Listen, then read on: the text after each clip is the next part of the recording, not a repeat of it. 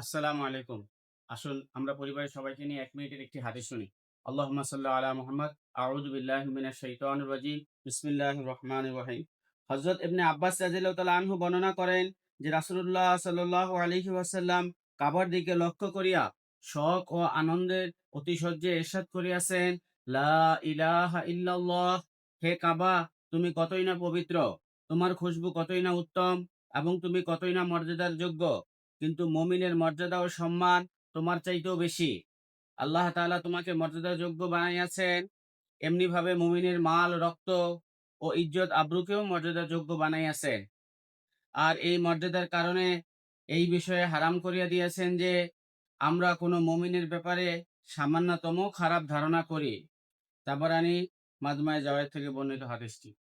আল্লাহ তাআলা আমাদেরকে মুমিন সম্পর্কে অন্য কোনো মুসলমানের খারাপ ধারণা থেকে আল্লাহ তাআলা আমাদেরকে হেফাজত করেন এবং আসুন আমরা সৎ কাজে আদেশ ও অসৎ কাজে নিষেধ করি এবং কালামুল্লাহ থেকে একটি আয়াত হলেও তেলাওয়াত করি।